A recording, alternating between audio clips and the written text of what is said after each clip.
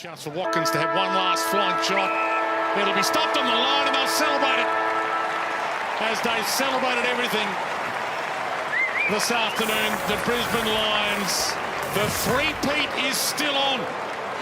7 wins in a row. Remember us? You might have to go through us if you're going to win the flag again this year.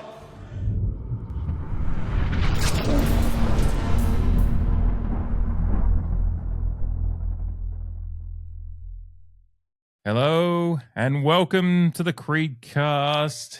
Thank you as always for joining us. My name is Dave. As we're here on Tuesday, the 28th of July, recording on a Tuesday means we are recording your weekly review show here on the CREEDCAST, and it is the Round 20 review.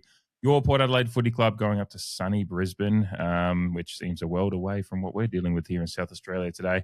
But heading up to sunny Brisbane, and while showing some good graft and some of the usual efforts that we've enjoyed from Port Adelaide this year that has given us the hope that we look forward to for the future, ultimately the reigning premiers were far too good in the end, running out with Port Adelaide's heaviest loss of the year, 19-12. 126 was Brisbane, 9 goals, 13, 67 was your Port Adelaide Footy Club. A 59-point loss and one that wasn't without its highlights at moments, but ultimately just shows what happens when you've got a side in Brisbane that has the likes of Oscar Allen and Kitty Coleman sitting in the emergencies, and whereas Port Adelaide are throwing a bunch of SSPs and youth players in to try to bridge the gap and fight well as they did, it ultimately was far too much coming up against a side as experienced and as dynastic as Brisbane is turning, as has been for the last few years and continues to be at the moment. Good evening, Jamie.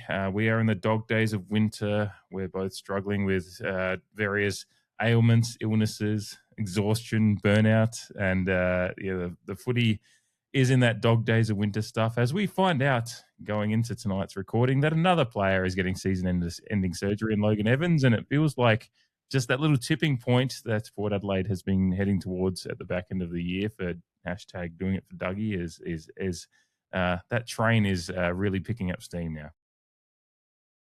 Good evening and hello to everyone else joining us. Thank you for those joining us for sticking it out with us, and we can nearly sign off for the AFL men's season and cheer on the national draft and the trade period, I suppose. But we're going through it. It's almost a joke now every week finding out a new player has got a season-ending injury, and it's much easier to say season-ending now that we're, a month away from the end of the minor round. So, if Josh Carr had a wish to see what his list was all about in his first year as senior coach, he's definitely getting that. But unfortunately, it means that the honourable losses are getting further in the rear vision mirror, particularly when you come up against two of the, pace setters of the competition now, with Freo being top of the ladder and Brisbane now having won 7 straight. And we get what we get. It's now a few weeks also in a row where we've kind of played 2 halves of football, or 2 different halves of football within the games. Although, I actually think we stuck it out for a bit longer than what I had heard. Obviously, as you know, I was very preoccupied on Sunday, so didn't catch a minute of the game live, and saw the reactions from fans and social media commenters alike about the 2 to 2.5 quarter effort that we put in. But just to think that with 5 minutes to go in the third quarter, I think the margin was still at 2 goals. And then we all know what happened after then. So, look,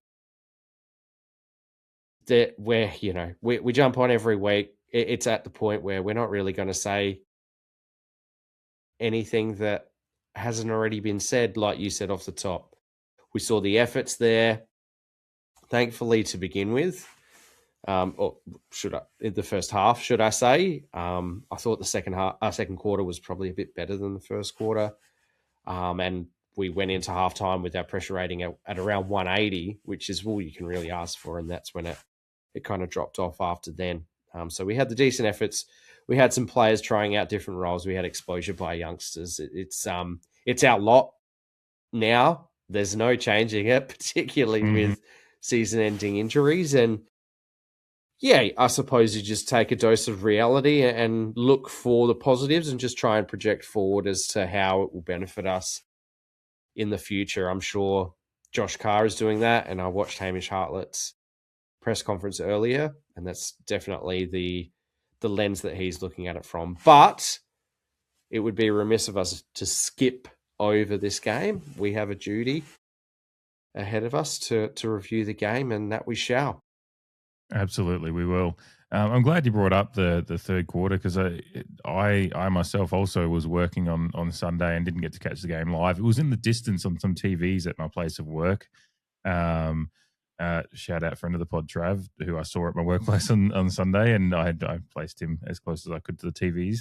But I wasn't catching too much of it, being a busy day of work. But it was similar for me. I saw a lot of social media reaction about the drop off after halftime, but it was a drop off in just a 5 to 6 minute period, really, across from the back end of that third quarter that you mentioned. I've got to note that 4 minutes and 22 seconds left in the third quarter, we're down by 12 points.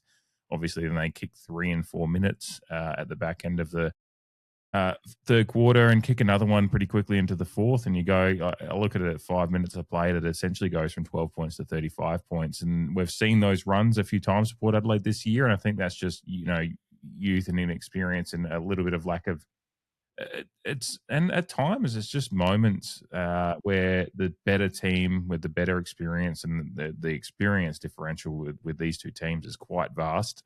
Considering when you look at it before. Yeah.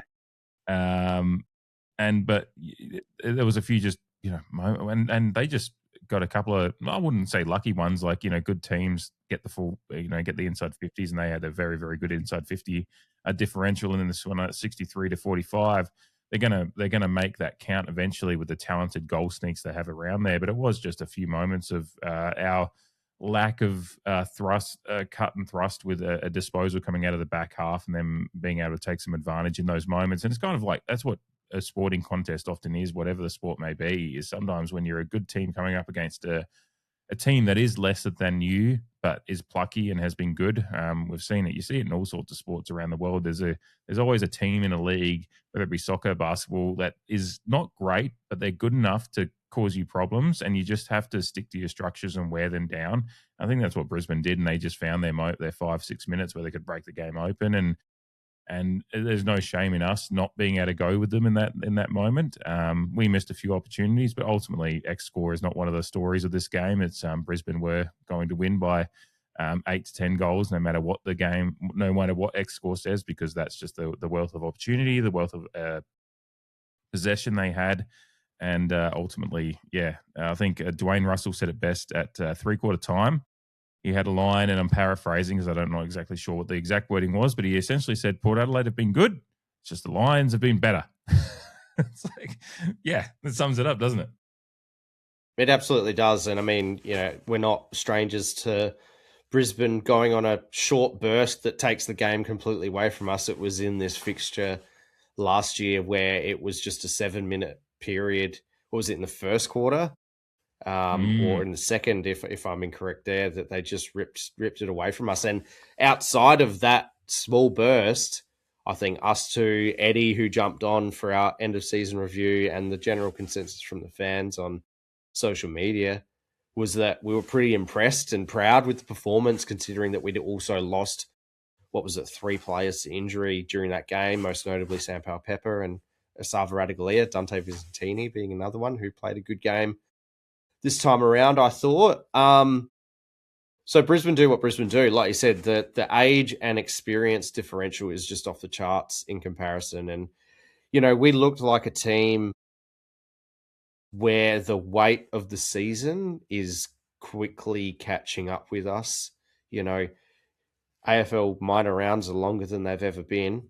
And when you're missing 8, 9, 10, depending on personal opinion, of your first choice players, and a lot of these younger or inexperienced players have had to fit the bill for the majority of the season, that does weigh down on you. I thought the writing was on the wall early, actually, although we did well to quell Brisbane's influence, but they had 5 scoring shots on the board before we had one. Thankfully, it was 2-3, and then we quickly kicked a couple of behinds, and then we finally got into the game. But that's where watching it, after it's all said and done, can watch it with a different kind of perspective, knowing what the result is going to be. And they just, to me, it looked like Brisbane just wanted to take it on and leave us as little time to react as possible, knowing that they're a well-oiled machine both defensively and offensively. The amount of times that they basically just surged the ball forward, putting our defense in disarray, but also knowing where their teammates were going to be at any given time, it seemed. It really took away one of our better weapons and one of the good notes of this season is our defensive structure. And yes, like we did, the pressure factor in that first half kind of bridged that gap a little bit. But the thing with AFL football is you have a halftime break, a good team like Brisbane who have, like you said off the top, are putting good players on their emergency list at this point. They're going to react like Fremantle reacted last week. It was just we had the benefit of perhaps home ground advantage, and maybe the age and experience demographic was just that bit closer where we could take advantage, and maybe some players had a bit of a point to prove in our regard against Freo, and that edge kind of just withered a little bit, and we couldn't, like, we're at the Gabatoir, it's hard to lift your spirit that much, and it's not to give the players too much of an out. It was a poor performance, but I don't think it's too much out of the realm of what a lot of people were probably expecting with the team that we named. It probably got a bit more out of hand than I probably expected. I think the betting line was a bit similar to that Fremantle game, the 8-goal vicinity, and then we lose by a touch under 10 goals. So, yeah, when you consider that, they got a couple of fortunate ones. Yeah, but X score, like you mentioned, they outscored expected score by about a goal, and we underscored by about a goal. So there's your kind of, kind of makes up the betting line a little bit, a couple of goal margin difference, and there it is. It just doesn't look good. Josh Carr's worst loss as a coach. But I still think that we can come out of the game and still see growth amongst the turmoil. Is probably exaggerating it a little bit, but it's a hefty margin to lose by regardless. Yeah, it is an interesting one, though, as you were talking about the margin. Just to throw one at you without, in question without notice. Not a tough one at all, but if I'd said to you at the start of the year that we're going to get to, and we're going to be reviewing round 20 and we're going to be looking at a 59-point loss to the Lions, who are looking like they could win the premiership again, and I'd said to you that that's going to be our worst loss of the season so far at the start of the year with everything that were at the unknowns, would you have sat there and gone, yeah, okay, we're probably doing okay? Like, that's kind of like we don't want to accept mediocrity in any way, but we went into the season knowing that finals were like a wild card spot was probably like a hope. But we realistically saw a side that was, in transition. And if we aren't getting spanked by any teams and certainly getting to the point, and in particular, if I'd also said, oh, by the way, Connor Rozee, Zach Butters, et cetera, aren't going to be playing in the game either, like there's that context. That adds to the question. Yeah. You've added a bit of context there. Yeah. Do you sit there and go, yeah, we're from preseason expectation to now, you're probably sitting there going, I wonder if you're like me, just going, well, geez, it's comparative to last year where the white flag went up early and often in a lot of games and we were getting beaten by 80 or 90. It felt like somewhat with too much regularity. I'm pleased with the fact that we're not easy to beat, even though it maybe looks like it was at the end of the day, but Brisbane would have come out with a few bruises. Sorry, I extended it on that question. So, find your way into that one as best as you can. And then led the witness a little bit. I know. Hand in your law degree. Yeah, it is a very interesting question, though, because like you said, would you be content with a 10-goal loss to Brisbane at the Gabba? At the start of the year, I probably would have said no. But then, like you said, we're coming off of a season in 2025 where we had several losses by much more than 10 goals. Obviously not to Brisbane. It's amazing that we only lost to them by about, 5 goals in the end last year in that game. Obviously, with the context, you go, if that's our worst loss for the season, then I can cop it. I'd like to play Brisbane at home again, although, they don't mind playing here either.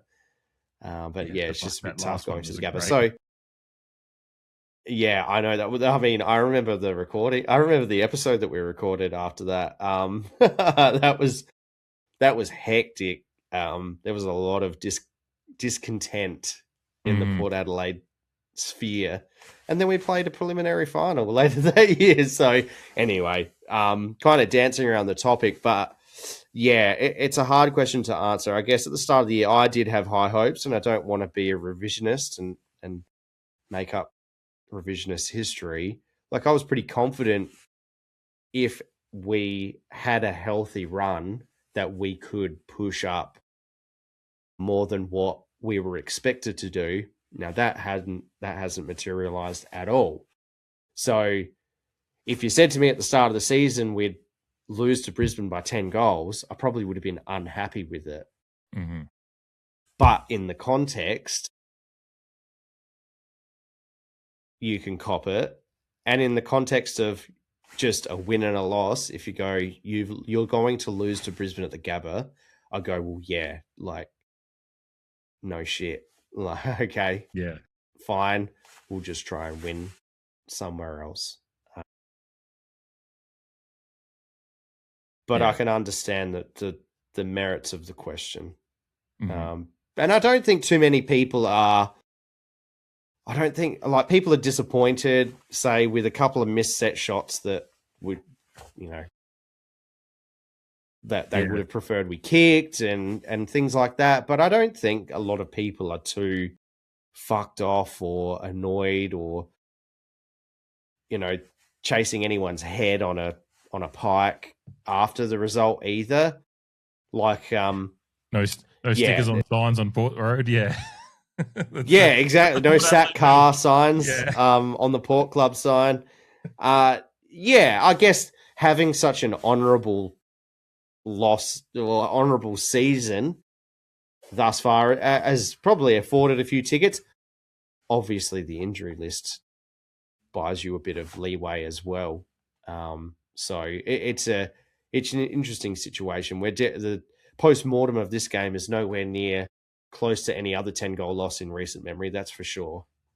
Which again, we've afforded ourselves through effort, but also with the glaringly obvious reason why we can't perform at a high level for 4 quarters.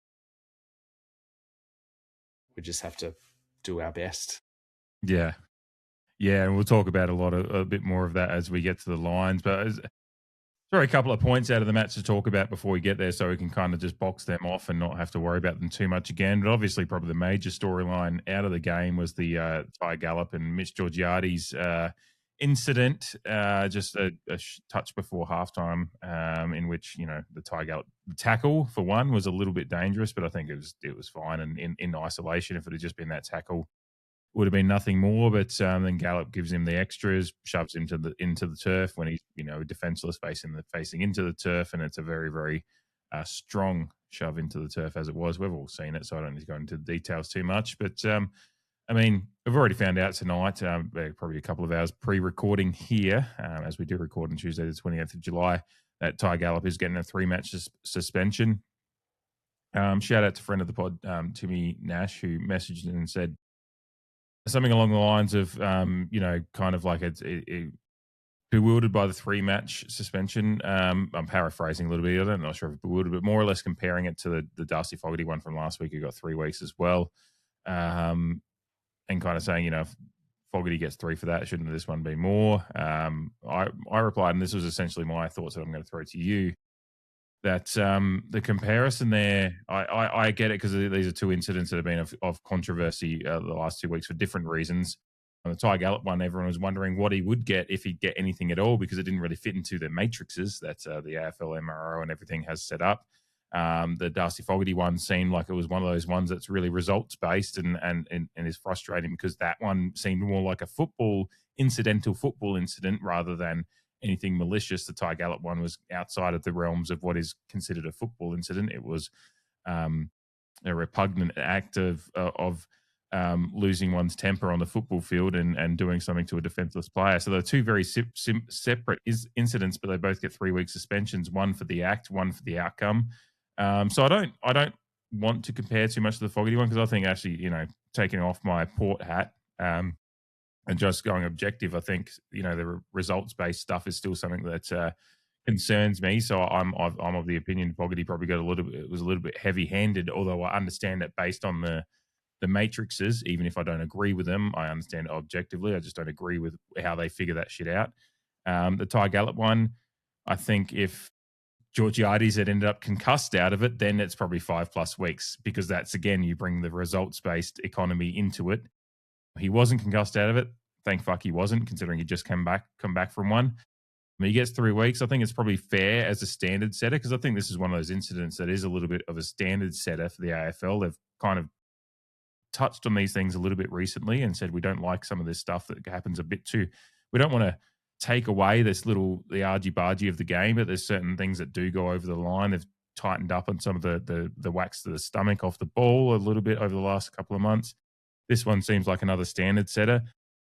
I'm okay with 3 weeks. 3 weeks out of the last 4 weeks in which Brisbane are jostling they're comfortably entrenched in finals. That's not an issue, but they're going to be jostling for some, kind of seeding, home field and all those kind of things. So it is a significant blow to their, although as we said, they've got Oscar Allen in the emergency, so they're doing okay. But I'm kind of okay with where the suspension landed. Beyond, I'm glad the defense of Ty Gallop didn't work at all. I don't think it was a defense. It was more like they were trying to throw some reasonings in there, even though apparently Gallop was quite remorseful for the act. But I'm kind of happy where it's landed. I don't want to see, I don't want to see 8-weekers getting thrown for nothing either in the AFL. Like there's a balance we have to strike in doing this stuff going forward as well. So that's where I'm kind of landing. That 3 weeks is a nice kind of standard setting area. But if we start throwing 4 or 5 weeks at stuff like this, then that means some other thing. It's just we're going to start over officiating these things. And again, I've said before on this podcast that there's not many other leagues around the world that overly suspend percentage of games in a season for incidents like this. So I don't want to see us get too over the top with it. So I'm pretty happy with where it's landed. Glad Mitch Georgiades is okay. It was a dog act, but if you learn from it, young Gallop, then you'll be better for it. Yeah, very well put. And obviously, I echo a lot of your thoughts. That's why we're such close buddies and we jump on a microphone and record a podcast together. And for long-term listeners, you probably already know that I have far-spanning thoughts about topics such as this. So, yeah, where to start? I think the AFL obviously makes a rod for its own back by punishing football incidents and accidents so harshly that it muddies the waters when it comes to, and you mentioned a dog act, and that's simply what it was. Like, we're both very big fans of the dark arts of sport, but the dark arts of football, where you push that line ever so close, you test the gumption of the umpires of the day by doing things that are maybe not dirty, but on the dark, the dark side of life. So when it comes to a guy lying on the floor who may have given up a free kick, and keeping in mind that Mitch Georgiadis received a free kick for the dangerous tackle, and I think from the tackle point of view, that's free kick, cool, yeah, both arms pinned, you did the second motion, free kick. But when it comes to and I'm just kind of picturing a separate incident where Ty Gallop, say, gets a free kick for holding the ball. And Mitch Georgiadis is lying on the ground and he gives him a little nudge in the back to go yeah, cheers to that. Well done. Gave up a free kick. Personally, I'm all for that kind of bravado and shithousery. The difference here, though, is that you've just got pinged for dangerously tackling a player. And I don't want the history of Georgiadis returning from a record cut. That's irrelevant. I don't really expect every AFL player to know the health status of every other AFL player that they come up against. But you've just given away a free kick for a dangerous tackle. And then while a guy is laying face down on the turf, you pick him up and you shove him in a way that accelerates his head into the ground. That is a dog act. And I think it is in the evolutionary grouping of... I'm just trying to make a different analogy. It's in the realm of king hitting. While it's not that severe, the evolution that I had in my mind, it's like what Gallop did was a Geodude and a king hit is a Golem for my Pokemon enthusiasts, I'm not saying it's like a king hit. I'm saying it's in the realm, because no player who's face down on the ground, who's just been dangerously tackled, which Mitch Georgiadis was, and it was adjudicated to be such, no one's expecting to get their upper torso lifted up and their head driven into the ground. That's just crap. And a dog act such as that, whether it was a rush of blood, whether there was a bit of toing and froing between the two that led up to a bit of spilling over of aggression, it doesn't matter. It's a shit thing to do. And you deserve to have some time on the sidelines because of it. And I'm personally happy with 3 weeks. I think it sets an example for dog acts. The issue again, and like you touched on, is that we're getting players such as Fogarty, who I agree got rubbed out for much more than what I think he deserved. And it pains me to say that as a corporation player that he is. The AFL are so preoccupied with covering their own asses to a much larger extent than I think they should, would, or could, or need to, in aims to prevent future litigation, which I don't see happening in the way that we look after players and their concussions these days. But unfortunately now you get players rubbed out for 3 weeks for a errant arm in a tackle while a player is lowering their body, and unfortunately they get concussed, as one example. And you're seeing players rubbed out for, 4 or 5. Yeah. That maybe there hasn't been some of those. I think they've tightened it up a little bit, but we still see players rubbed out for what the general consensus of football fans would call football acts. Like, players are getting rubbed out for football acts or split second decisions, split second accidents. And that's what's opened this up to go,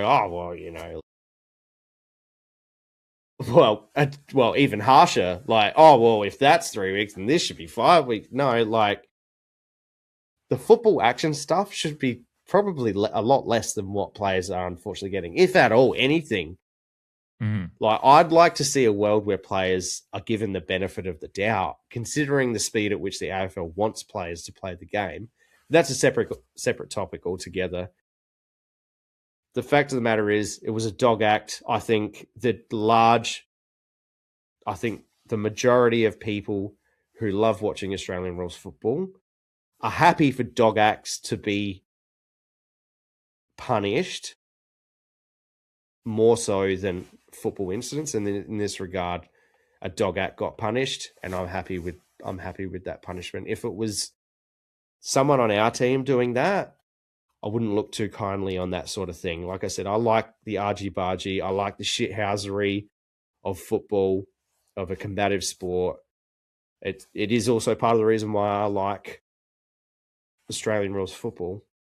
But a dog act, don't fucking do that shit. That's shit. And it's a little bit weak to do shit like that. Yeah. We love it when we see players getting remonstrating with a player they've got on the ground, and but it's always when they're face to face and they're both got heart. Like when it was a completely defensive player in Georgiades, and it was funny when you mentioned we don't expect players to all be aware of injury history, but then you see the defense, I say in quotations, with the Gallup's side saying, well, I think Georgiades was aware of my thumb injury and he grabbed my thumb. It's just like, okay, well, if they think that's a reasonable argument to make, then be aware of his concussion history as well, is what I would say. So luckily none of that. Yeah. And does that automatically mean that you've got free reign to drive someone's head into the ground? Like, yeah. Yeah, when we all saw that excuse, it was just like, okay. Yeah. Pat on the head. Yeah, you're going to be okay, Ty. Yeah. I mean, you got 3 weeks to rest your thumb. So, don't go playing too much Call of Duty or whatever. I don't know what the kids are doing these days. Call of Duty's still popular? I don't know. Haven't played it in years myself. Did like zombie mode, though. One more thing before we get into the lines. I posted up on the socials today a little bit of a kind of slideshow of just appreciation for a lot of colour on an AFL field with the Guernseys. We had obviously a fully charged Guernsey, and just like a moment of appreciation for that. I am loving that more and more every time I see it on the field. There's a lot of guys, a lot of our players just look really like just Jordan Sweet at one point, just like his big arms and shoulders and the black pipe on the edges of the Guernsey.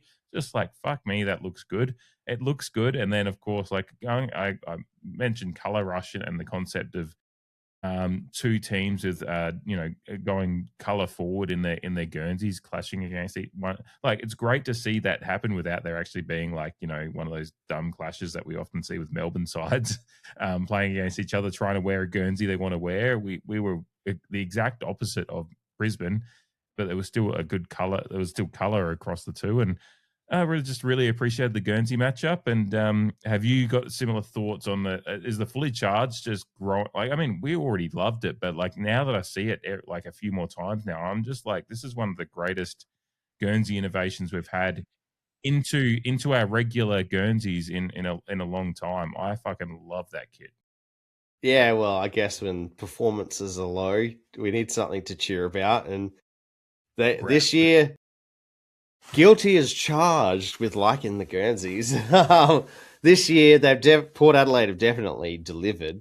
Yeah, it's a fantastic Guernsey. It would be interesting to see if they keep it on board for next year and beyond, I guess. Mm-hmm. But yeah, one benefit of our colour scheme is that when we play Brisbane, yeah, we can generally just wear our, like, we would have been able to wear our home strip if we wanted to. Yeah.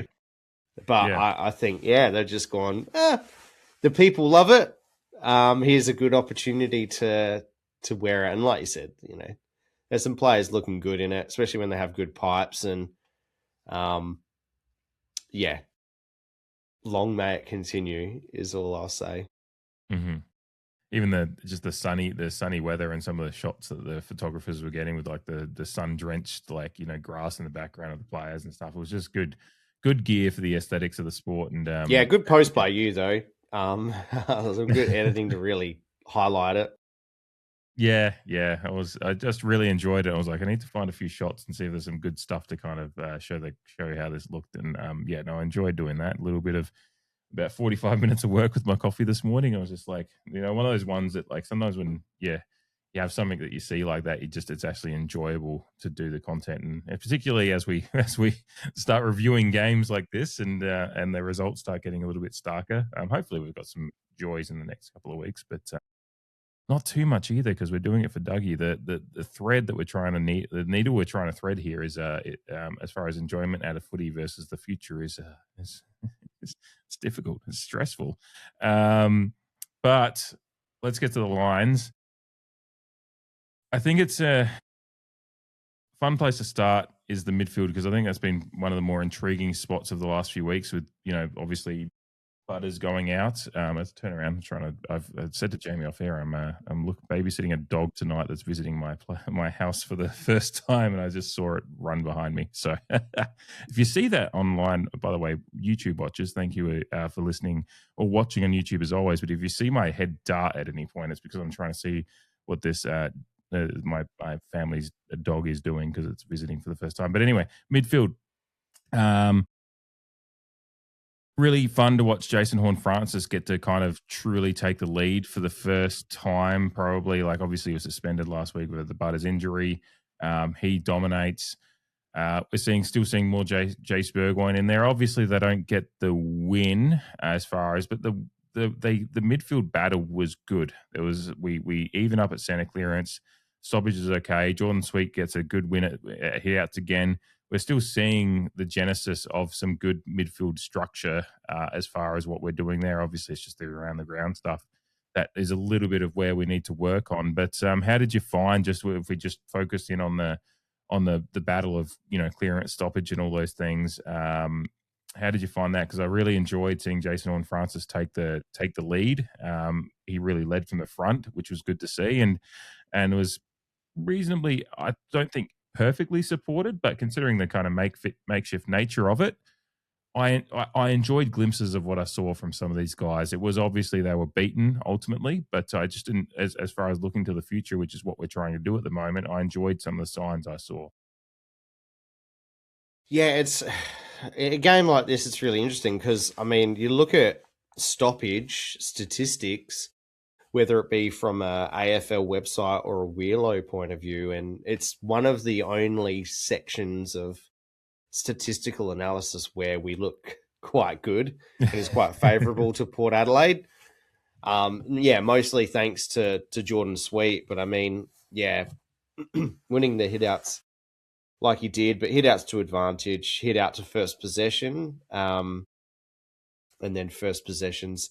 I mean, Brisbane ended up winning clearance, but only by 2, and that was from stoppage as well. So our centre clearance work, I guess it's just the quality of those clearances once they get out, and then those follow-up battles where I think Brisbane, obviously, with that well-oiled machine aspect to it, like I mentioned before, that's where they took advantage. But yeah, watching JHF or GF go to work like he did, it's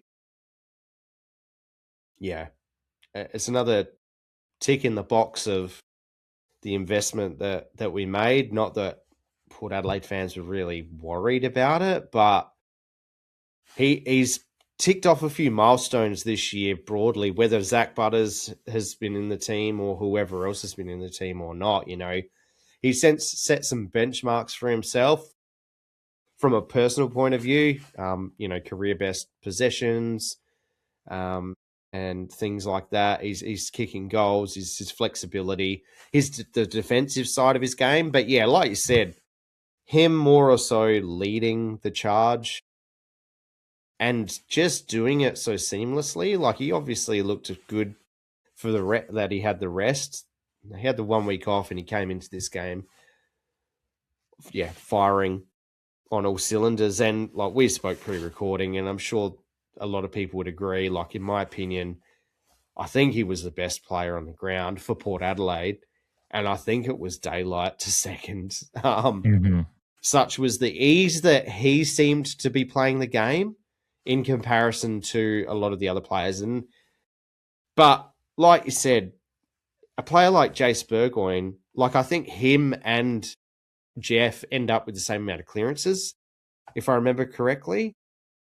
But unfortunately for Jace, like, he goes at 45% disposal efficiency. Now, we have lauded the last, 4 weeks. He's lifted in that regard. But I just, in this game, it's an interesting one to analyze because there's these players like Ollie Wines, fuck ton of contested possession, but his time on ground was a bit lower, and he ends the game with 1 tackle, which I found really interesting for a guy like that who you'd think would broken tackles was a bit of a bane of our second half. The whole game was a bit iffy, but the second half, obviously, when it got away, they broke a lot more tackles, and that may be, again, the length of the season and the effort that has been weighing down on some of these players. But we got to see more of Miles Bergman in there, and obviously the sum of all parts meant that from a hit out and clearance point of view, we tick some boxes. It's just when the gears, like when the game got turned up a little bit, the likes of Drew and Bergman, even like Bergman's disposal was a bit. I mean, that was at about 45% as well, I believe. So some odd numbers. They didn't lift. Yeah, they didn't lift with the intensity to that degree. It was just a day where we seemed to be fumbling a lot, and for whatever reason, it seemed like whenever we wanted to kick the football, we were kicking with flat footies. I mean, how many mongrel punts were there on the day? Like, it was just ridiculous. And even Brisbane had their, couple, but yeah, it seemed like whenever we wanted to handle the footy, it was covered in soap. Whenever we wanted to kick it, it was flat. Such was the day. It was just a bit of an annoying day. But the midfield as a whole, I think Jordan Sweet and JHF can definitely hold their heads up high. I thought Visentini, it was an interesting game by Viz. He obviously kicks his 2 goals, which is sensational. And your metric of, if we're going to have the 2 rucks, we need to get a goal or 2 out of them and aggregate. And so Viz carries the load there. It was an interesting game, though, because, he's our second highest rated player on the field by AFL player ratings, Wheelo ratings, champion data ratings, whoever you want to look at. In a game where I thought his intensity, more so at ground level and those second and third efforts that I've mentioned the last couple of weeks, I thought they were better in the 2 previous games to this. But I think he's finding a way to obviously impact forward, but he also contributed from a hit out and a hit out to advantage point of view.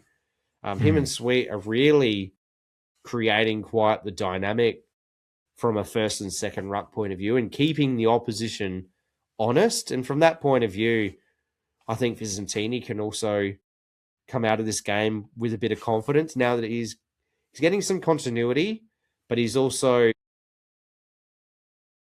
it's continuity with the dual aspect of both ruck, but his positioning on the ground as well. Yeah, he seems to be building a little bit of confidence in his role as second ruck. Like we obviously started the year with Visentini, then went to Sweet, and the dual ruck setup's been partly out of necessity. It's I think Josh Carr has spoken pretty clearly actually at some point earlier in the year about how it was not something that was on his radar, but it was something that's come both out of necessity and for a little bit of form maybe as well. But they've just started, and now they've had to stick with it with necessity and it's working okay. And he's in. I agree. I think his last 3 to 4 weeks have been quite handy, and he's been playing that role well. And you spoke of the ruck goal scoring thing. It's Sweet should have had one in this one as well.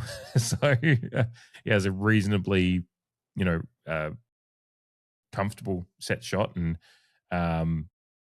he should have that one. But he'll score a few. Sweet's his accuracy this year has been a little bit off, but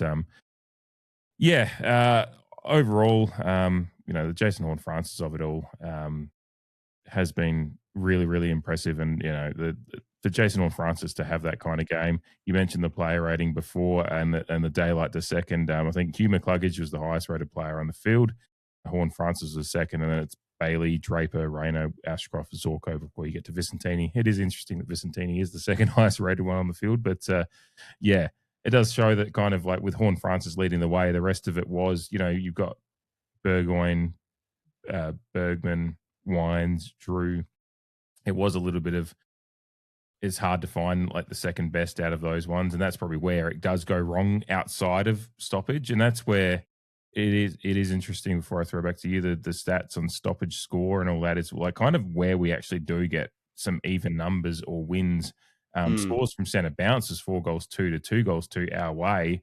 Then scores just from stoppage in general was our 4 goals 2, but then they get a couple of goals from stoppage outside of that 4 goals 5 to 4 goals 2. But the around the ground stuff is where we lose out, and just that once their well-oiled machine is away from the contest and they can move and make space for each other is where, and particularly from turnover, because turnovers, we only had 5 more turnovers for the game, but they kicked 14 goals 6 to our 5 goals 10 from turnover, so they're much more damaging on that. So yeah, again, we talk about the stoppage and clearance, and we're pretty happy with that. You've got to have that right, and then you can hopefully fix everything else outside of that. But yeah, you just see that spread around the ground once they get outside of those areas, that those players, Hugh McCluggage finds his all Australian form again. Dane Zorko has a really great game off the halfback, and their prime movers were prime moving, for lack of a better term. Yeah, nice. Yeah, I mean they saw a young team, a team of other guys, and they threw caution to the wind a lot, knowing that more often than not, if they just kept their heads down and stuck to tasks, that it was probably going to work for them.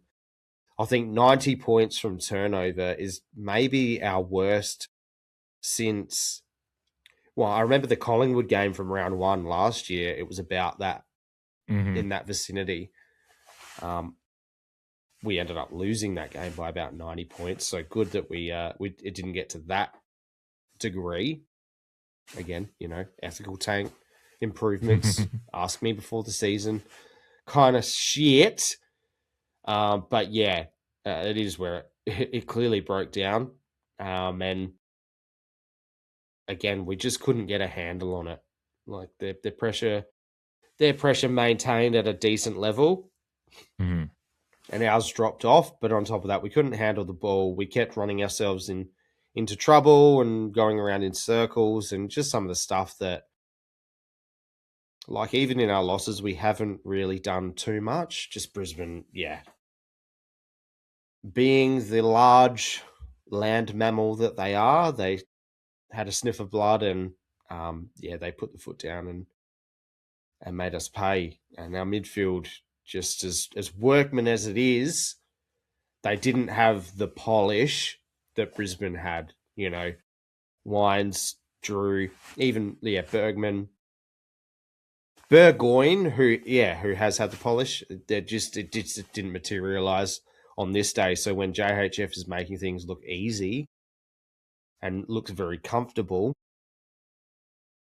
it is scary though. Just as a tangent, like. And something to be very excited for in the future. Like, he himself is coming up against back-to-back reigning premiers in Brisbane. But just the way that he runs out of a stoppage and someone trying to tackle him and he just shrugs it off. Keep eyes forward. Where's the next option? Doubling back to then go forward. It is just like, it is tantalizing to think what that could become. With another preseason, with another 2 preseasons, just really leading the charge. He really does make an impact. Some of his kicks he finishes the game with 3 goal assists. Just some of his identification of an opportunity, a scoring opportunity, and just nailing it. Which is funny. He also had 2 pretty, weird turnovers in fairly quick succession. I think it was in the second quarter.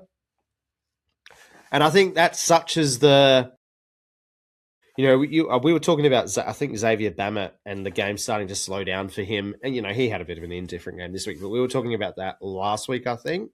Mm-hmm. And with JHF, it's like that too, but he's just one of the elite players in the competition.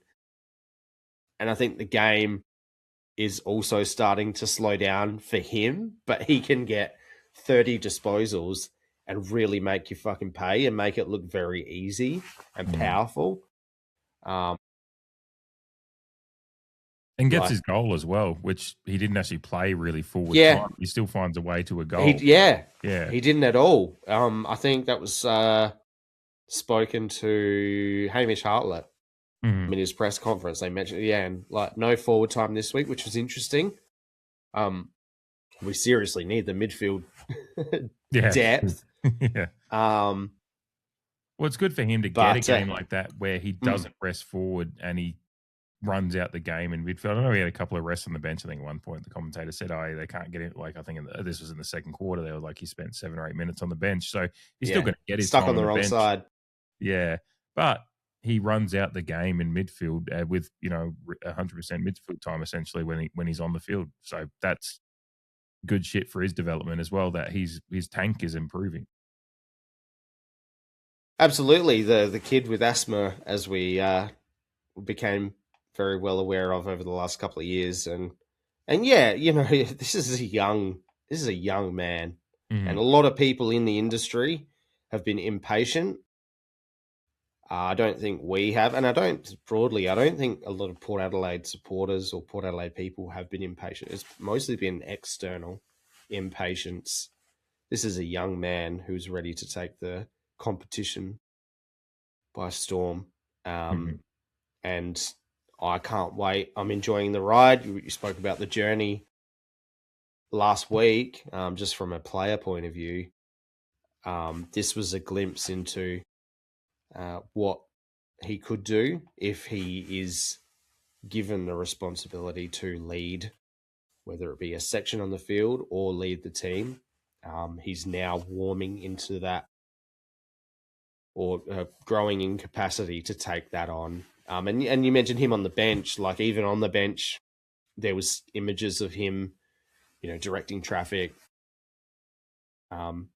throwing information out to players on the field and things like that. So personally, super proud of him and the growth that he's been able to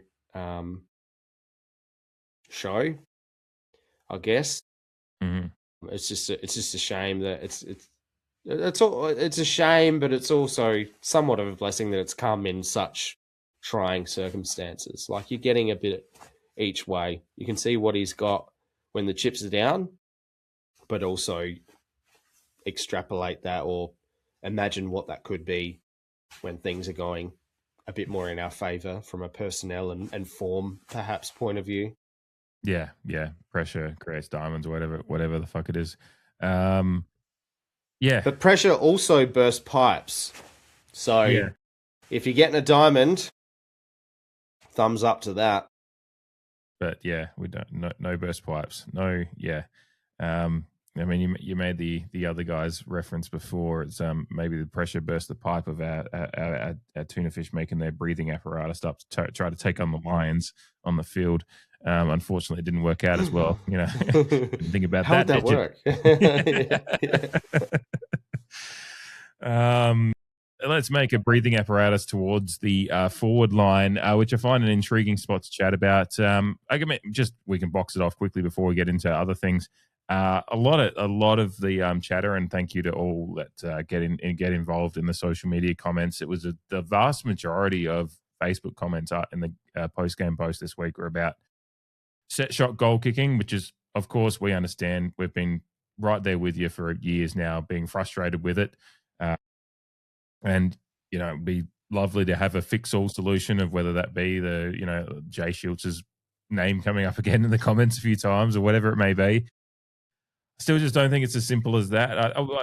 It's like, I don't know. Without knowing what they do, and we're obviously two nuffies on a podcast, we're not in the inner sanctum. We don't know what they're doing on the training track. They tell us week to week that whenever these things come up, that they're working on it. And that's all. I just have to take that trust. And Mitch Georgiades has had periods where he's looked great in front of goal. He's had periods where he's looked shit. Jack Whitlock has as well.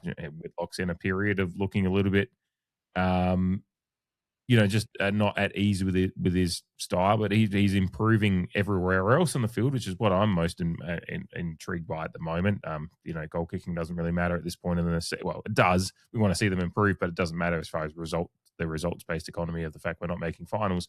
So Jack Whitlock's general improvement in his understanding of our structure and what he can do for the team is good. So But the goal kicking is frustrating. But then one thing I thought about when I was watching the replay and watching Corey Durden line up for goal and his stats coming up saying 28 goals, 13, and he kicks his 29th goal, and looked at the top 40 or 50 goal kickers in the competition, and Durden's one of maybe 5 to 10 that are above 60%.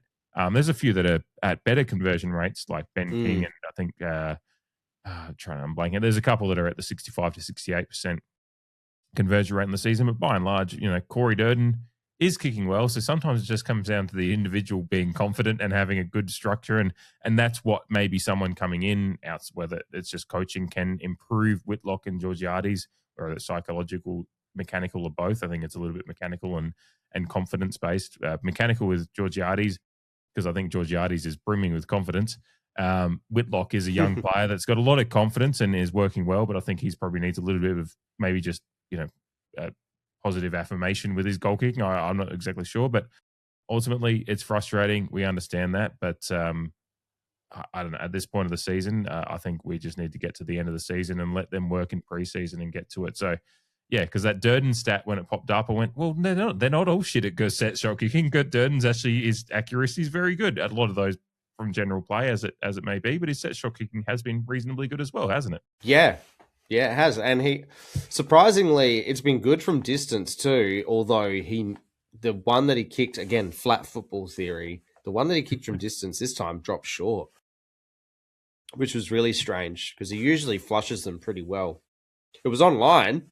It just dropped short. There was another one that dropped short of one of our shots. I can't remember who it was, but that's beside the point. I don't think it's as simple as what perhaps the average nuffy who speaks on a podcast or listens to a podcast or follows social media. I don't think it's that simple. I think this was definitely a game about where you're taking your shots from. And just on Mitch Georgiades, he actually outscored his X score, if you can believe that. So, and before coming on, his X score was 14.2 points and he's kicked 16 points total. So when I was watching the replay, I was going to play devil's advocate because I think two of his shots, like one was tied up on the boundary, like 40 meters out or something like that, and one was about 50 meters out on a worse than 45-degree angle. So I don't expect George to kick literally everything, and I'm not saying that you or anyone else is, but I think, and that's also not to say that he should have kicked some that he missed, and Jack Whitlock, for that matter. Like, this was just a really stranger kicking game by Jack. It was just, who knows what's going on mentally, physically. Perhaps he's been focusing a lot on his competitiveness and, his diet and working out and getting bigger and stuff like that. And perhaps the goal kicking side of things is, not taking a back seat because that's what he's there to do. But this was just a really strange game where he ends up with one behind from 3 shots on goal. And the 2 shots that he missed were just like, calling them a shank would be a bit of an understatement, I feel. There's shanks being sharpened in prison. They're going, hey, don't put us in that basket. Yeah. yeah. But he's missed one way and he's missed one the other way. Yeah, just really strange from him. And like we've discussed before, like it's not going to change, particularly now. And so I'm fairly desensitized to it. You see some of these players line up and you go, oh, well, what's this going to be? Hopefully it's a goal, but I'm not expecting it. But yeah, I mean, what do we kick in total? 9 goals, 13, which probably makes it look a bit worse than it was. Like I said off the top, I think it's more about where we're getting our shots. And I think that was, again, another regression in terms of our gameplay. Is far too often, and this goes on the midfield as well, predominantly actually, is a lot of rushed kicks from center wing region and not getting into that launch zone or launch pad, whatever Adam Simpson calls it, that 50 to 65, 70 meters out where you can get a deep entry. Far too often we blazed away, and even in commentary saying that Brisbane are just going to lap that shit up. You know, they eat pieces of shit like that for breakfast. And we played far too. They eat pieces of shit for breakfast. We played far too into their hands in that regard. And again, when you are doing that, it makes it easier to transition on turnover, where we suffered at the hand. Our defense suffered at the hands of that. We all know the opportunities for improvement from our goal kicking, particularly our set shot goal kicking. But also still find a positive light. It was a game where I felt that Todd Marshall looked like he could compete or impact, sorry. You know, he has his 3 shots on goal and he kicks 2 goals, 1. Also, 2 very good goals, outscoring his ex-score. Yeah, from distance too. Visentini, excuse me, like we mentioned, he kicks his 2 goals. So from a tall forwards point of view, like, they get their opportunities. The problem is that opportunities as a whole were few and far between. But I'm happy for Todd, obviously, from a supporter point of view, because, like, I think he's been lucky to be in the team to begin with, and there's reasons for that. But what is it, the 2 games before this that he's played since he's been back in? This is his 3rd game back from his re-inclusion. I think it was St Kilda. Or was it? Did he end up getting dropped, or did he get set? There was. I think he's been back for 2 or 3. We all expected him to get dropped, but he kept his place on the side. The point that I'm trying to make, though, is that he hasn't looked like he's been able to or going to be able to impact the contest in any meaningful way. Whereas I thought this was a step in the right direction. We saw a lot more of the Todd that probably a lot of us want to see. It's not the end product of what we want to see, and we definitely expect more from a senior experienced player, but it was just like a refreshing to see that he started with the headband, which was, kind of cool. Sorry, not a headband, a bandage. He kicks the 2 goals, 1. Like you said, moving away from the tools, Durden kicks his goal and still rues the 1 game against Collingwood where his shot on goal got touched on the line and broke his streak. Because outside of that, one of our more trustworthy and reliable contributors from week to week. What a great inclusion into our setup. We got the JHF goal, we got the Jace Bergeron goal, but the opportunities were falling off a cliff. Yeah. Yeah. The unfortunate thing is you just don't get, like, Joe Berry has a quiet one, and that's alongside Bammett and Zadow. Like, you basically got 18 disposals between Bammett, Zadow, and Joe Berry. So it's just like, you're not getting any. I really loved, particularly in the first half, Mitch Zadow was just out there like the fucking, Energizer Bunny, just absolutely trying to take cunts down every time he got a chance. He added some really nice moments of pressure and tackling, and I think he has a 3-1 percenters, and he does some nice things. But it's just like, there's not enough outside of that, and that's not to say I think that's partly down to the fact that Bammett had some nice moments as well in isolation, like just few and far between. Berry's 4 disposal goes at 100%. It's just like they don't get enough, and it's partly because of the way the game was played. The field was tilted very heavily in Brisbane's favour, and when it got down to our end, we had some good moments of forward pressure to keep it down there for a little bit and try to build something, but it just ultimately we just couldn't get enough moments for these guys to be able to make an impact. So it is nice that the Marshalls and Vicentinis and co did get their opportunities, and back to what you said about Georgiades, I think, he did actually have a pretty good day as far as his opportunities on goal. He made the most of a couple and misses a couple that were, it wasn't the kind of day where you're looking at Mitch missing ones where he really he should be kicking those. It was just one of those days where he didn't get 10 shots on goal, but he did kick a couple still. So it's just the wealth of it. When the field is tilted to the point of Brisbane having 63 inside 50s to our 45 and the disposal number discrepancy, which I don't think I've even brought up yet, but it was 413 disposals to 322, which Brisbane went at 75.8% efficiency versus our 69.3. So they have almost 100 more disposals at 6% better, 6.5% better efficiency. So you're just going to see a game that isn't played in a way that's going to allow some of those, you're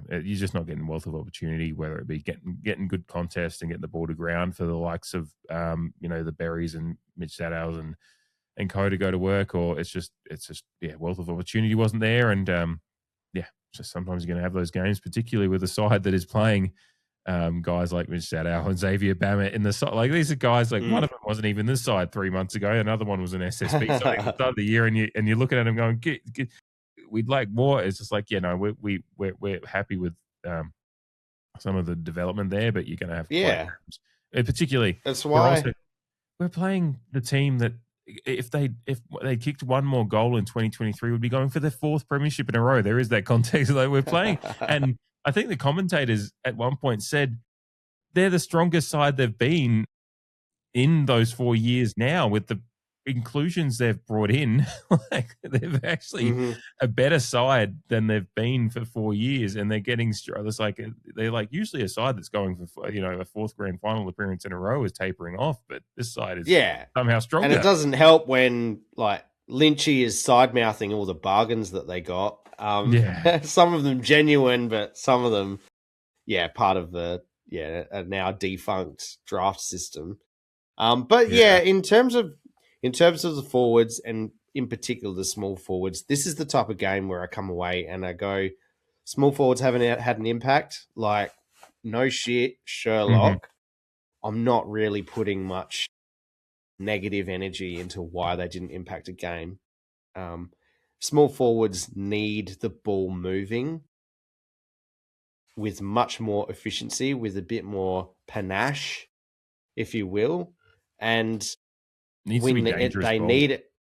It needs to be in more dangerous positions. Yeah. And that's why, again, it's a credit to Corey Jordan's game. He still finds ways to impact. But for the likes of Joe Berry, who's objectively had a good month of football, Xavier Bammett, Mitch Sadow coming off of just a breakout game, like, you do what you can do. I mean, Bammett had a couple of specky opportunities and stuff like that. He still tried to do bits and pieces, but I don't put much criticism on guys like that when the reality of a football game is the opportunities for them in particular are very few and far between to wear that phrase out as well. So we go again next week. We're at home, and hopefully in their regard, we can get a bit more threatening ball in and around our forward 50, hopefully inside 30 meters a bit more frequently. Clock out, guys, hit the showers, hit the training track, and start again next week, basically. Because I don't think, fortunately for them, I don't think we're in a position to really drop them or anything like that. I don't think their positions are up for debate in the side coming into GWS. Just forget about it and start again. Yeah, nor exactly would they be deserving of being dropped. I think like a quiet game that we've just mentioned was something somewhat outside of their control. It's just like, hopefully they can, hopefully, as you said, the fruits of labor can be a little bit more ample next week as we go into that, which we'll talk about at the back end of this episode, of course. Before we get into the segments and stuff, we should talk about the defensive line, who were under siege for large periods of the day. So it's hard to again, you're beaten by 10 goals. There's obviously, objectively, you could say, well, the defense failed, but they were under a lot of duress from losing that turnover, like the turnover, the way that the Brisbane were able to use the ball, going at 75% disposal efficiency. They were moving the ball really well, finding space for each other, and just getting good ball inside 50. I still, your Alir and Lai impressed me in the game. Zerk Thatcher battles his way through, and just like, I don't know. It's it sounds really. I've only got, like, I would have loved to have gotten the 2 watches of this game as I usually do, but obviously, as I said, I couldn't watch it fully on live, and I've only gotten the chance for one replay in since, and probably didn't focus as much on I was watching a lot of the ball going inside 50, but I was kind of just like, oh, Brisbane are going to get their opportunity. But yeah, they do just find space for each other really well. They do also finish from half chances really well as well, and they do get a few fortuitous chances from whether they're umpiring, not umpiring decisions, sometimes umpiring lack of decision as well. Aids them, which is always the front running teams get that benefit, it seems. It's always what you want when you're getting smashed by 10 goals. Like, Jesus fuck Christ. They got some was it God, I'm trying to think, there was a hipwood tackle that didn't get, like, it was like fucking coat hangering Murray's at one point as well. Like, there's just some chances, like they got some good opportunity out of the umpires just missing some calls here and there. There's ultimately Lockie Neal, fortunately, not giving up for holding the ball, and he clearly took on the play. Yeah, that was in the middle though. It is funny seeing this game. I think there was like a total of 22 free kicks when it was only a couple of weeks ago that were involved in the 71 free kick game. Like, it is such a stark difference, and it was more a case of just one's missed here and there. But ultimately, football is a game that I want to see left to be as free flowing as possible, so I'm okay with that. But I think it's just wealth of opportunity tells in a game like this, and I still like Alir had some great moments. Obviously, Logan Evans is injured for the year now, and he goes out of the game for a while with the ankle as well. Is just what's funny is that he's out for the season, but it's due to a completely unrelated issue to what we thought we were going to see in this game. Yeah, that's right. Yeah, I forgot about the ankle. Yeah, he was off the field for a while, and they're talking about the boundary rider talking about his ankle a couple of times, but he comes back on field and plays out the game reasonably well. And then injury reports said, I actually looked at looking at the box score, I looked at the injury report to make sure no one was reported as injured for us, and I saw nil at the end of the day, and I was like, okay, cool. And then obviously an injury report today is like, oh, by the way, Logan Evans is having season-ending shoulder surgery. And I think he does have his shoulder strapped fairly often. So maybe, interesting to see if he's been carrying something, because I think he's been performing at a pretty good level. Well, to answer that question for you right away, it was noted in the injury report today that he's been dealing with a subluxation issue from earlier in the season and been carrying that discomfort for a while. I don't know. They didn't specify when, but he has been carrying that discomfort for a while. So, Logan Evans he's been playing some really good hard nut footy in that time. So, shout out to him for battling through, but clearly put the cue in the rack kind of season-ending surgery one that we all know and love. That's where we're at.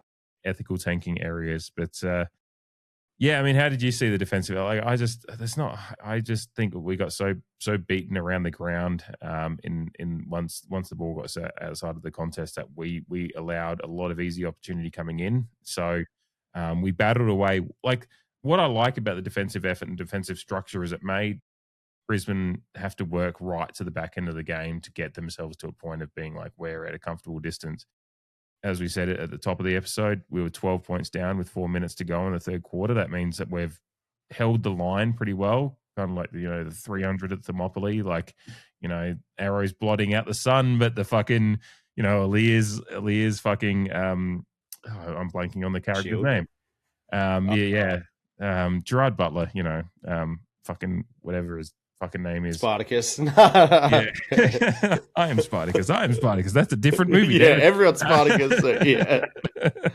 We'll just go with Anyway, that. everyone knows what I'm talking about. But yeah, it's like we were holding the line fairly well for a while, but it was like wealth of opportunity was going. That's what I mean about teams and sports is like at some point the wealth of opportunity that a good team builds, the pressure they build is going to break the lines, break the dam, whatever analogy you want to use. And that's what happened in that 5-minute period. Outside of that, it goes from 12 points to 35 points, and then they comfortably kind of back end it. It was like we held up well enough. It's just like a team like this is gonna beat you in a way eventually if you can't get. And again, we can't get the scoreboard pressure up the other end. I said in the preview that we keep going from 70 and 80 points most game. We get 67 in this game, so we're slightly below that. So if you're not going to be able to build the scoreboard pressure at one end, a good team's going to build it.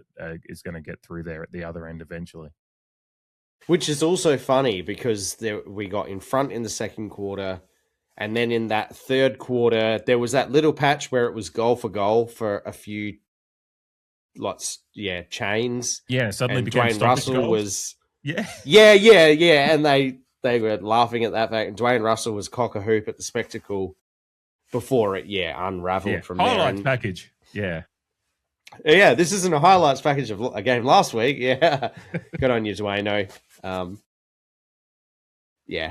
was going to say something, but it doesn't matter. But what I did say last week is that a bit of a key aspect of our losses is that we just give up that deadly run of goals that inevitably is our undoing. And this game was no different.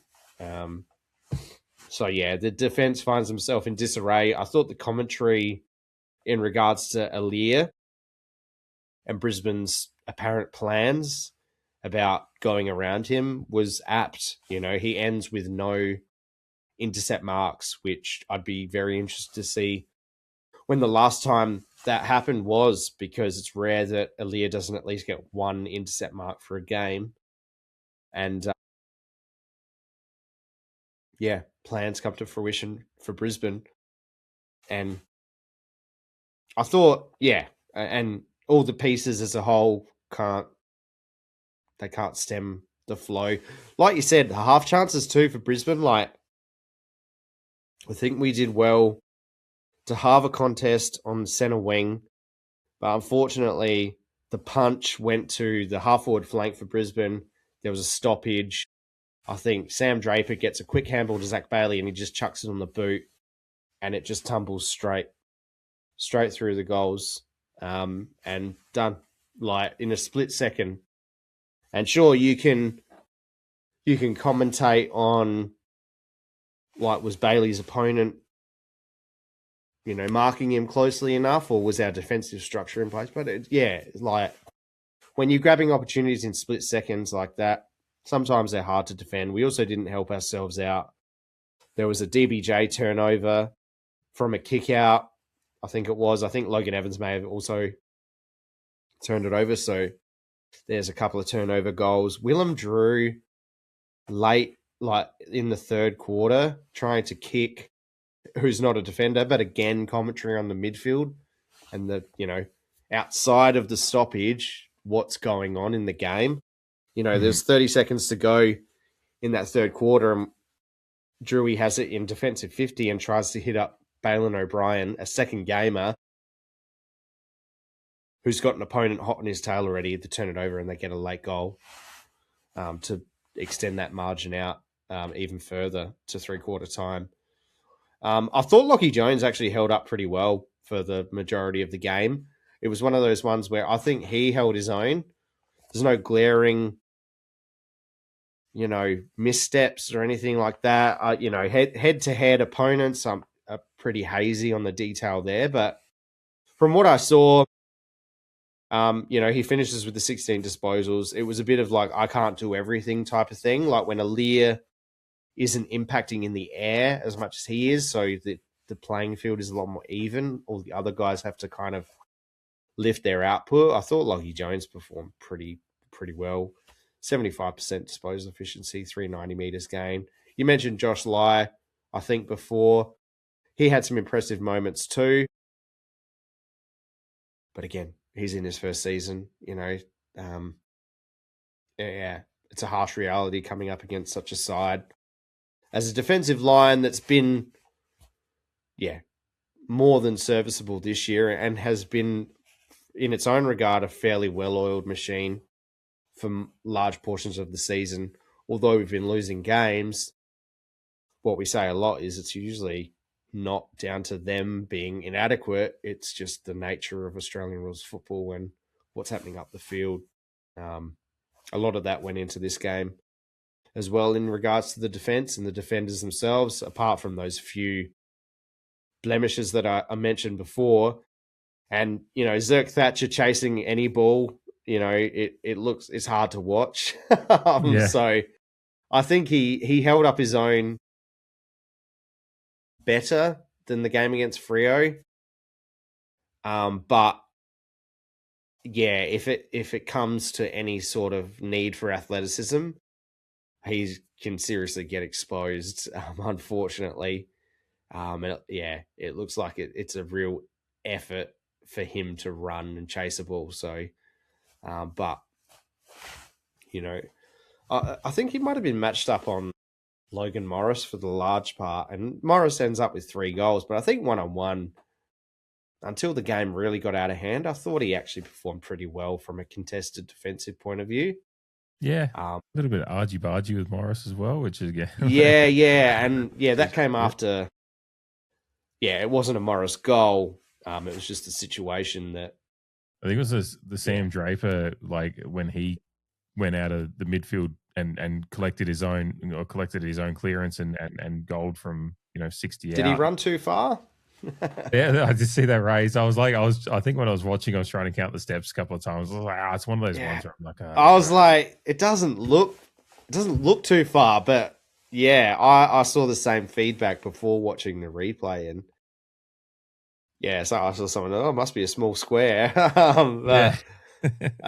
Being the center square, that is. But yeah, just to the eye, I'm like, it doesn't look like he's run too far. But when you step out, the length of a center square and where he's got it and where he kicked it, and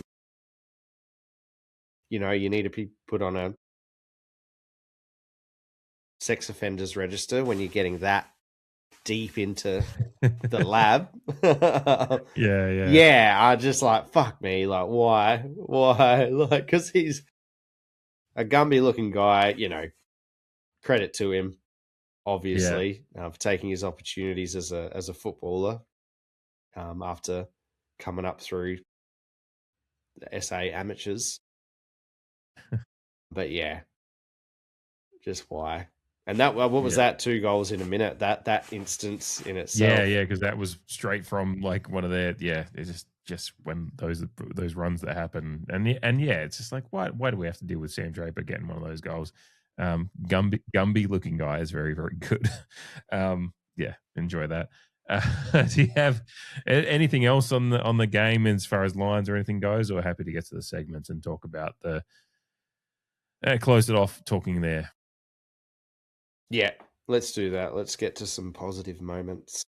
Cool, let's get to segments. But before we get there, just a quick note. Of course, every week we say it, and to get around the socials, if you're not following on whether it be Facebook, Twitter, or Instagram, get around there to see any of the content that we pop up, like the post that I put up today, just gushing about the colour rush of the Guernseys. So we enjoy putting stuff up there, and little clips from the podcast, of course, pop up there as well. But yeah, find us, The Creed, on Facebook, Instagram, and Twitter. And of course, if you're obviously listening and or watching to this episode, then you are probably aware of where to find the podcast. But make sure you are actually subscribed. Whether it be on Spotify, Apple Pods, etc. Subscribe. Give the pod a little 5-star review wherever you listen. And of course, if you happen to be a YouTube watcher, but even if you're not on YouTube, not regularly intaking the podcast on YouTube, but if you have a YouTube account, pop over there and give us a subscribe and follow there as well, and like the videos if you can.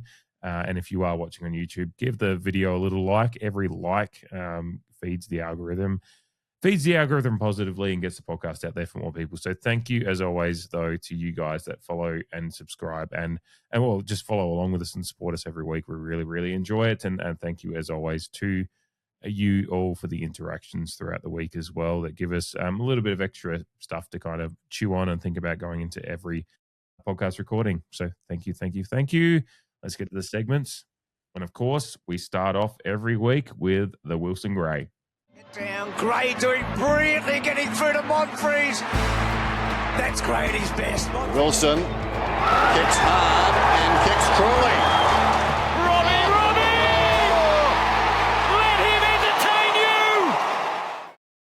All right, Wilson Gray Award. Jamie gets to go first this week, but just to mention last week's winner, it was a close one, a 60-40 vote in percentage, but my nomination of L. Jones, Lockie Jones, Unicorn Hunter, as he hip and shouldered Luke Jackson to the ground, won with 60% of the vote over Jamie's nomination of Bam Bam Bamit. Getting a lot of nominations the last couple of weeks was Bam Bam, but his a very, very good nomination of his work on Alex Pearce, which meant that it was a close vote, but ultimately Lockie Jones, Unicorn Hunter, making me think of the Abraham Lincoln Vampire Hunter movie poster right now. Just a guilty pleasure, that one, by the way. Objectively terrible, subjectively enjoy it. But L. Jones, Unicorn Hunter, won the Wilson Gray vote for last week. Jamie, you get to go first this week. What do you got for us?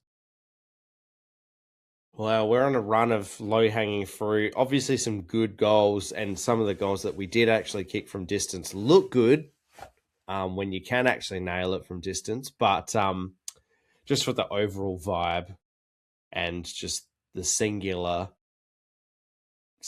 player dominance for Jeff, have to go his instant reply goal from 50 metres. Jamie, are you aware we're doing Wilson Gray right now? Oh, shit. Sorry. I'm leaving that in, by the way, because that's very, very funny. Sorry, Jamie? I'll tell you why I've been distracted. I just refreshed my X feed, which I shouldn't do while we're recording. And for those watching Channel 7, agenda setters, here's the quote. Port Adelaide have got a year to show that they can support him. Ken Hinkley will be on the phone. They've got a close relationship. Surprise, surprise. Kane Corns on the importance of Port Adelaide building the midfield around Jason HORNE-FRANCIS as Tasmania looms, which is the fucking stupidest thing I have seen in recent times. So sorry, everyone. But that's what Dave will nominate when it comes to goal of the week. That's great. But I was also looking at that news just before you go ahead with your Wilson Gray. I was looking at that news. Like I'm almost angry again at the Kane Corns barracking almost against his former club. But we're not. Reaction. This isn't part of the show. Like it's just a distraction. Fuck's sake, Wilson Gray. I'm nominating Josh Lyer, who tackles Charlie Cameron in the third quarter, which saves almost a certain goal because it wasn't a goal in the end. Who sends it deep, very deep. Cameron's at the back. Charlie's got it. Takes off. Dances one way. And got caught. And couldn't kick himself goal of the year. Charlie did everything he possibly could to kick goal of the year here. Tackled, hit the boot, put out in the full. Yeah. No, that's a great nomination as well. That was actually top of my short list as well, which shows that you were taking essentially the low-hanging fruit between us, that we of course do not share what our short lists are with each other before we go on air. So I have to make sure I've got one in the chamber ready for whatever Jamie goes with, and Jamie went with my top pick, which is a very, very good one. It was just some Jack Watkins pressure just prior to the Lyer tackle as well. It kind of just makes Cameron not take the shot first go, because he kind of tries to dodge, duck, dive and dodge Jack Watkins, and then Lyer's ready there, and a really, really good tackle as well on Cameron, and Cameron kind of just throws it on the boot and kicks it out in the full, I believe. So and it looked like a certain goal, so that's quintessential. It just had to be a goal, and it's just amazing that it wasn't in the end. Yeah So it's great stuff, and particularly in a game where odds are long for us to win it. It's just seeing guys like that, the other guys have those efforts is really, really good.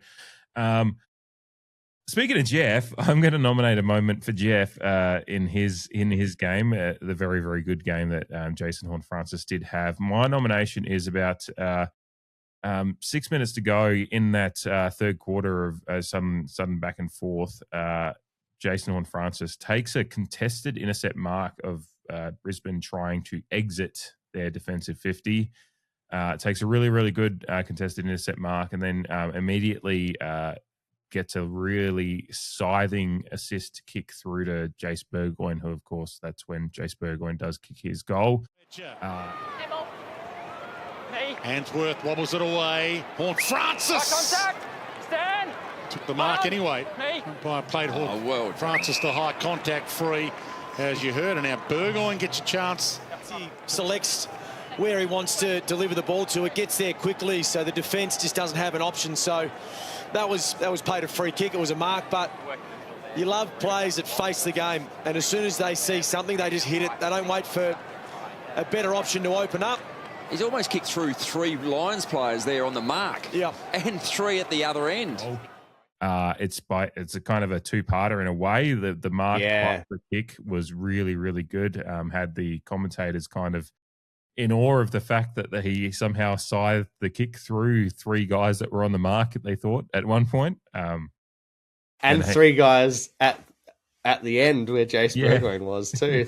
Yeah. It's 3 guys at either end. 3 guys, 1 Horne-Francis kick. What a gangbang. Late night with the Creed. A great kick, a great mark, and kind of just summed up kind of the intent that Jason Horne-Francis was playing with, which is Wilson Gray, in a nutshell right there, I thought. So really excited to see how the vote goes with this one. Me too. Yeah. I'm rattled. I'm rattled still from, and I called it X too. Like, who the fuck calls it X? Yeah, I still dead name the app from Elon Musk, who still dead names his child. It's Twitter. But that's how flummoxed dumbass fucking commentary, which, we obviously we have Eddie Corns on the podcast, and we love a lot of what Kane Corns has done over the years, but I'm just like, Kane, can you just not put that one out into the universe for us, please? Anyway, let's get to goal of the week, which I think we already know one of the picks, but let's play the sting and we'll get there. Monfries has kicked a goal. Unbelievable. Haven't seen anything like that. It's gone at right angle. Flashpoint! Stevie Mobloff! What a time! Oh! He is floating on air now! Alrighty, goal of the week. I get to go first this week. JJ from 50.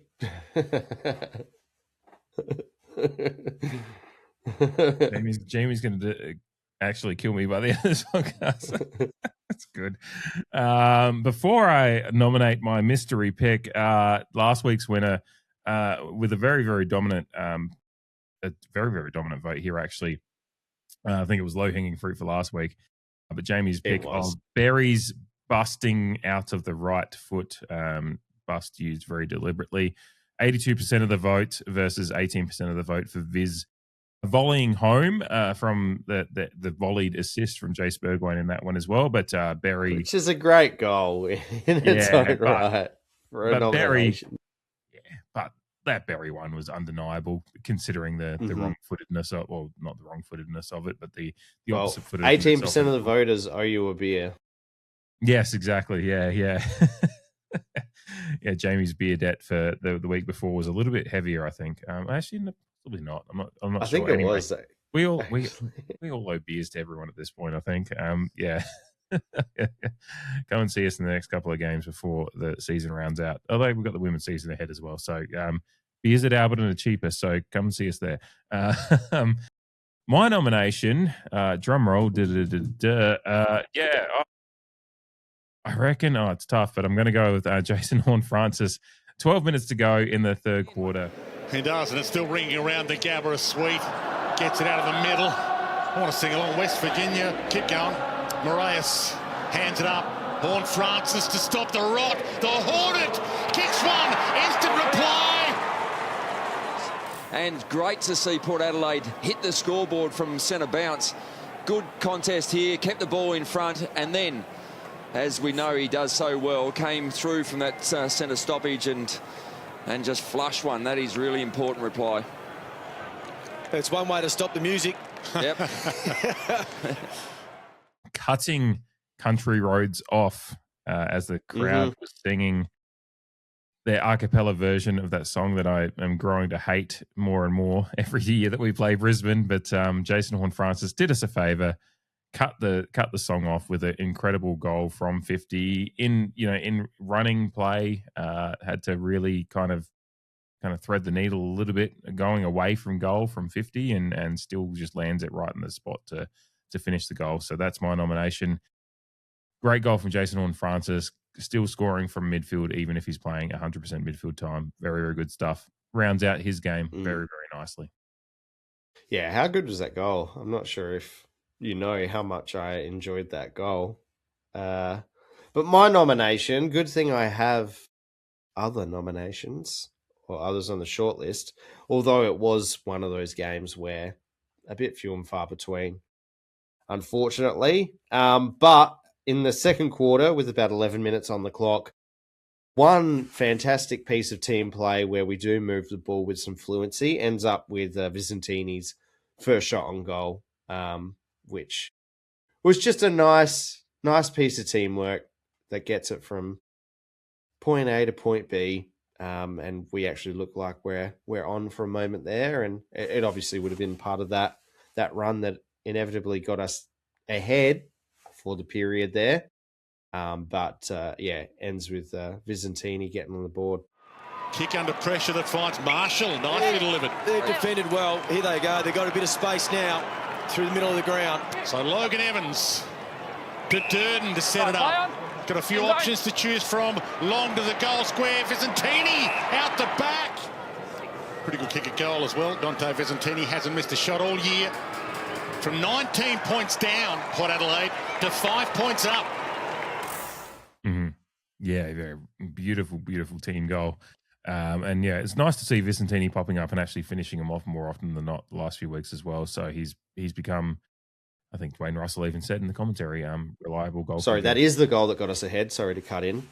Just what was it? I again. wasn't. I don't remember what the cut 4 goals in a row. Yeah. It is nice that we had a moment that after being, 3 or 4 goals down to them early, that we come back and get ahead, and then, kind of obviously they get a little bit of an arm's length for a while. But the fact we were still only 12 points down with 4 minutes to go in the third quarter is a good battle there for a while. It's disappointing that final margin was so large in the end. But the fact that we battled and gave Brisbane a test there, and in your nomination is a moment we got ahead. There's little small wins on the journey, which is what we're grasping at this point of the season, is kind of what That's I'm right. looking at. Take them when they're there. Absolutely. Yeah. Look, Jamie will buy beers for people that vote for his nomination then, I think is where we're going with that one. We'll see how that goes. Yeah, well, considering how much I had to outlay for the last bribe that I extended, then yeah, sure. Anyone who votes for it, I'll buy you a beer. Like I said, if you come down to the women's game at Alberton, they're a bit cheaper down there, and proceeds to the club as well. So go straight to the club, which we love the most. Yeah. Let's not give any money to the SMA. Let's just all beer bets will be settled at Alberton. All right, let's get to the Player of the Year voting. Now it's time for the CREEDCAST Player of the Year voting. Keep seeing like just the outline of a border collie's face poking into the rear of my shot out the side there. As I mentioned earlier in the podcast, I'm babysitting my parents' dog tonight, and she's getting more and more interested. I think the laughing and guffawing about Jason Horne-Francis and flummoxed nature of that has perked her ears in the last few minutes. Even the canines are getting pissed off about Jason Horne-Francis. Unbased rumors. But anyway. Oh, have you heard a more ridiculous thing in the last 24 hours. I absolutely have in not. recent. Yeah. Well, for fuck's sake. No, the thumb injury thing with Gallup was close, but that was pretty fucking dumb. So yeah, geez, on a heater for dumb comments on this Tuesday evening, 28th of July. Just another week in the But AFL. anyway. Yeah, player of the year voting, Jamie. You get to go first. We were discussing off air. It was a tough week for us. Apart from maybe again leading the witness, but best on field was pretty obvious. But outside of that, it was one of the tougher weeks to do this. I think, which isn't to say players were bad. Absolutely. It's just there wasn't some standouts to go with Jeff. Yeah, and I think we also spoke pre-recording, or maybe in the overall wrap, it was just a lot of players had a yin and a yang. Like, they had some good statistical markers, but then they had some that really let them down in other areas, which made it hard to package up the votes with any kind of confidence. But alas, we do what we do. So our first vote goes to Jace Burgoyne. Maybe a bit harsh, but unfortunately goes at the 45% disposal efficiency, which marks him down. 22 disposals, 11 of those contested though, so he's at least putting his head in the hole. 6 ground ball gets, 314 metres gained. Like I said, he had the 7 clearances as well, which was equal best on for Port Adelaide. So he's still progressing. He just had a regression. It just all comes down to disposal efficiency from this game in particular, because he has been pretty good. I think he went at 95% last week. So unsustainable. It's just like, get that balance, son. 2 votes goes to Mitch Georgiadis. 6 shots on goal. Basically was my theory for Mitch Sado last week, and I kind of go the same areas with the limited supply that our forwards were getting. For George to come back in, post-concussion, impact against a back-to-back premiership defence with his 6 shots on goal. Unfortunately, yet again on the negative side of the ledger at 2 goals 4. But he's still made an impact and deserved votes. 3 votes goes to Ollie Wines. He was back down in time on ground percentage. I tuned into your preview, and you queried what we'd see in that regard.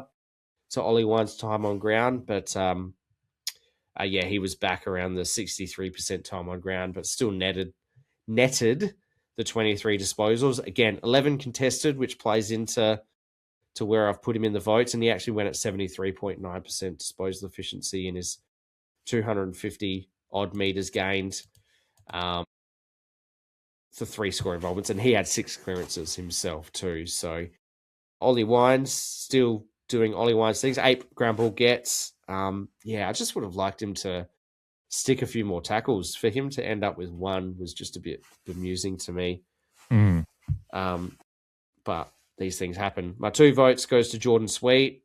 From a hit-outs point of view, absolutely fucking dominated the Brisbane Lions. The 2, Darcy Fort and Draper combined had less hit-outs than Jordan Sweet.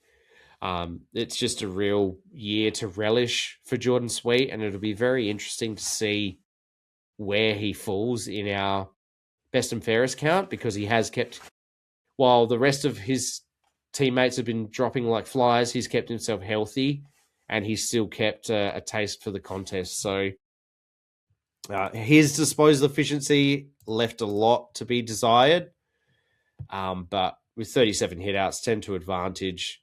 He also had 5 ground ball gets, so he's not afraid of getting down and dirty as well. 5 scorer launches, which netted 5 score involvements, 4 clearances himself. So Jordan Sweet. We've already said who the best on ground is, because it's that fucking obvious.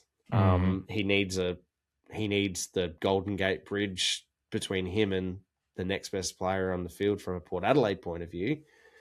JHF, welcome back after your 1-week suspension, rest, maybe tweak to the hammy. Just ridiculous numbers for Jeffrey.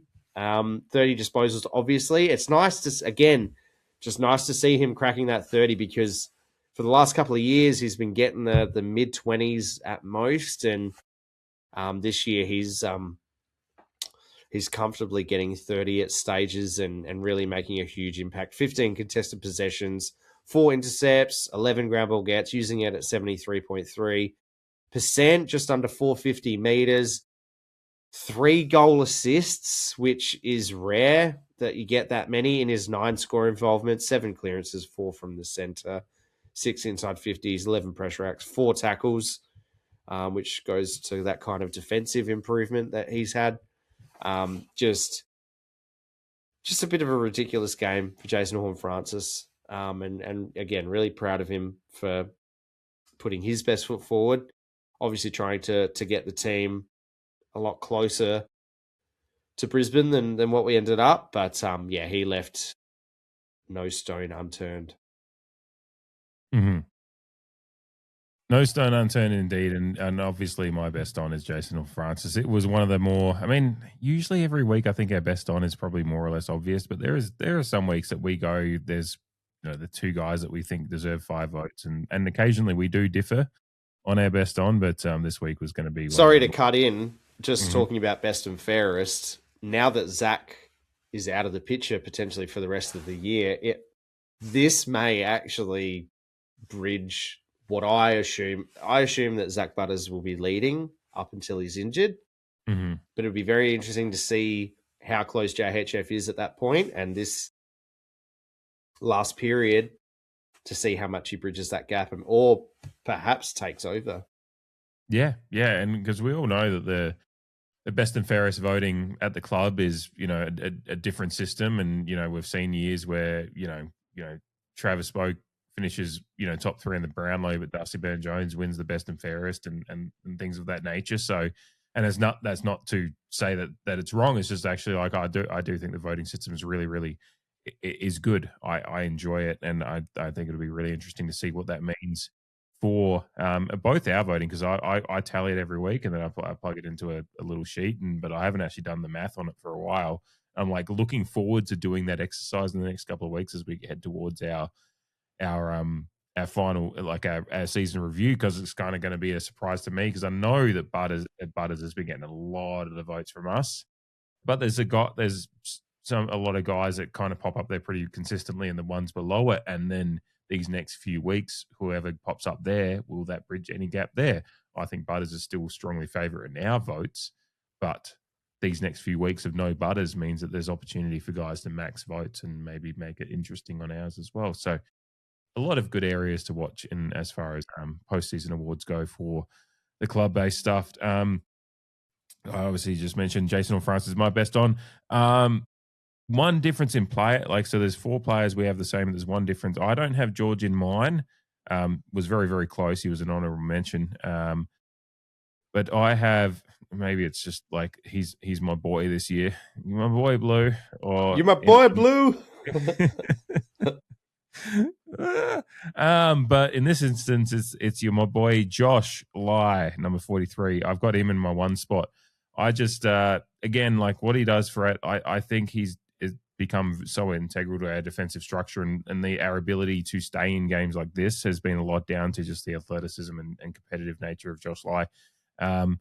He has the 18 disposals going at 83% efficiency. He has 447 meters gained, 3 1%ers, 5 intercepts, 6 contested possessions as well. But just what he does, 6 marks as well, and a couple of tackles. He has a very, very well-rounded pressure game. Of course, Jamie, in his Wilson Gray, brought up a moment that he was involved in. The well-rounded nature of what he can do. He does, I think, his 1 contested one-on-one he does lose, and he has a couple of contested losses in the defensive side. Like, he might have been up higher for me if he hadn't those 2. That was my genuine reason for him going to 1 versus maybe 2 or 3, was just a couple of those losses in the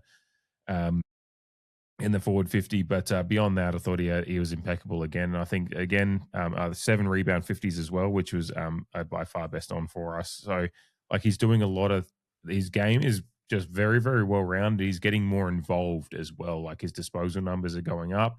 Yeah, I noticed he was pushing up the ground a bit more as well. Yeah, in this game. he's suddenly like Wayne Russell a couple of times was Josh Lai hasn't kicked a goal yet because Josh Lai had the ball 6, and he's like maybe it's in his distance. I'm like, Dwayne, he's 60 out. He's not going fucking goal for his first one from 60. But anyway, like love your pipe, like good stuff, like good like positive reinforcement. But Josh Lai isn't trying to kick his first goal from 60 meters out, I don't think. As much as I think he's got a good kick on him, I don't think he's going for that one. But Josh Lai with my 1 vote. The rest of my players are the same, although the order's slightly different, possibly. I have Ollie Wines in the 2 spot. Again, like there's a lot of the numbers I liked and his impact was there, but it's just, again, like he was just slightly like with 23 disposals or whatever, like I would have thought I'd see maybe a little bit more tangible impact from what he did, but he just was like his impact was slightly down. He put out an incredible effort last week with his time on ground and everything like that. We've talked about it, so maybe just a little bit of a backing off of and their management of what they're doing with Ollie Wines. So whether there was some team-based stuff there as well, and whether just the way the game was going as well. But I have Jace Burgoyne in my 3 spot. He would have been very, very entrenched in the 4 spot had it not been for your disposal efficiency numbers you were talking about, which is why you had him lower, and I totally agree. But I also looked at the clearance numbers and some of the other things he did. He's popping up. He's starting to pop up with goals a lot more frequently over the last, like popping up with 1 every week and a half. It feels like if you average it out, like it's like his ability to pop up and take a mark and finish, because he had some yips himself from some limited opportunity last year, probably more so. But his ability to pop up and finish a goal is nice.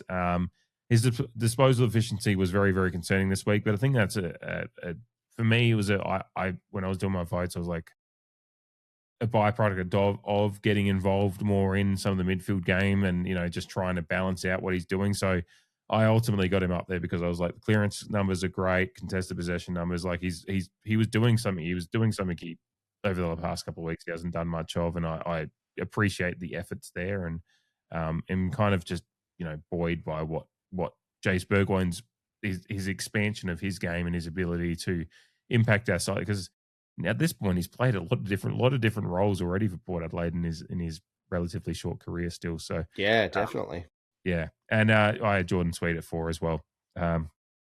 Some chat with I think it was Aaron, your brother, that popped through some very, very glowing endorsements of Sweet in our post game chats the other day, and very, very much concur with Aaron. That's and we've all been just loving what Sweet's doing. He's entrenched himself as if he can just hold this form and hold this, whatever it's the chip in the shoulder, whatever it is.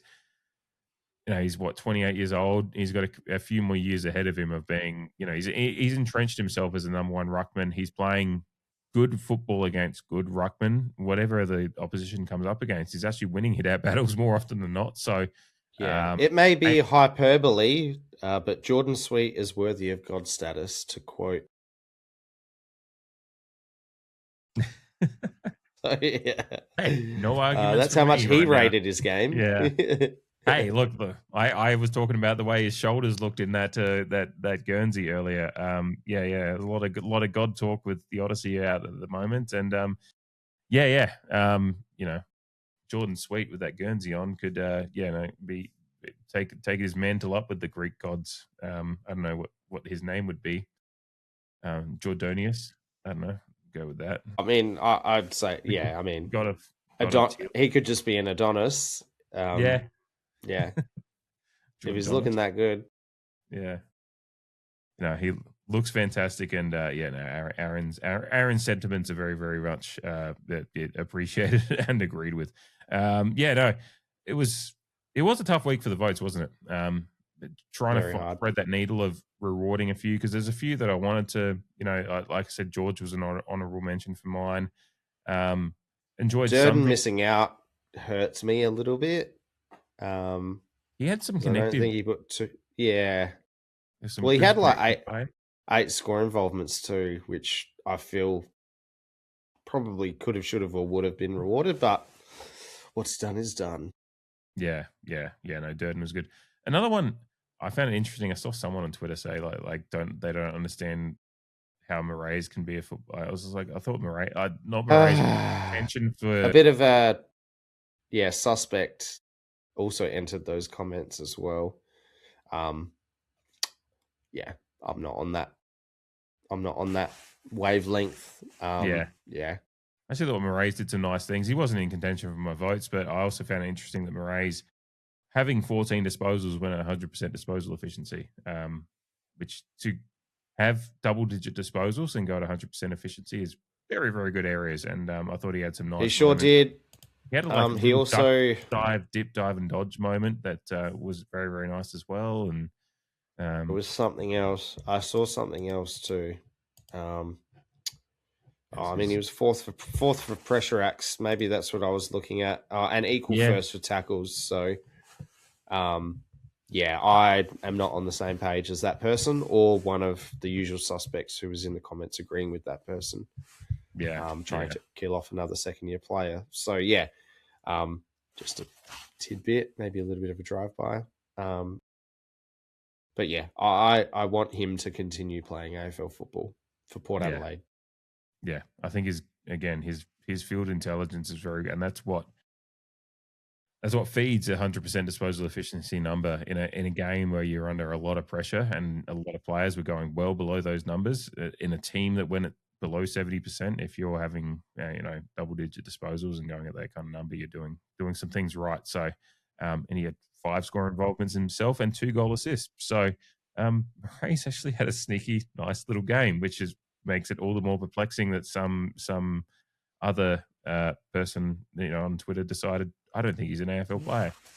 Well, there's a lot of opinions get made in the height of emotion and in direct aftermath of games of football. And, we watch replays, we analyze statistics and things like that, which can paint a much bigger picture. So give a lot of people a bit of benefit of the doubt. But when it comes to young players and being on a journey and being a supporter of a club, some even judgments get made, a bit too harshly, a bit too early. Because I saw that I actually went into, because obviously not getting to watch it live and seeing a lot of social media commentary before I went to watch my replay, I actually went into the game thinking, so what am I going to see from Moraes here that I'm going to be disappointed by? And as I'm watching the replay, I'm like, wait, what fucking game do these cunts watch? I was just like, I don't understand what you're seeing out of, a player that's playing, second fiddle to, he's jumping in as a young player. Again, young players don't get right of possession, so to speak, as far as the hierarchy of how the game's structured. But he's kind of filling gaps as well. Like, I don't feel he's got a defined role in the side yet, which isn't his fault necessarily. I think he might have been playing a wing, which again is a thankless task at the best of times. But yet he's found his disposals, found his score involvements, found the goal. Leave Moraes alone! What have you done to my boy?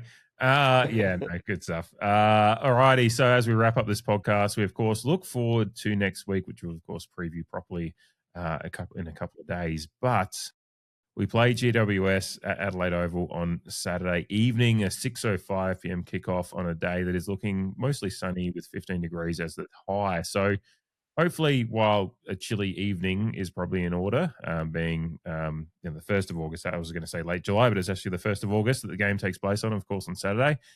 So, the weather that we expect at that time, but reasonable conditions. We've actually been very, very lucky with the weather this year with Port Adelaide.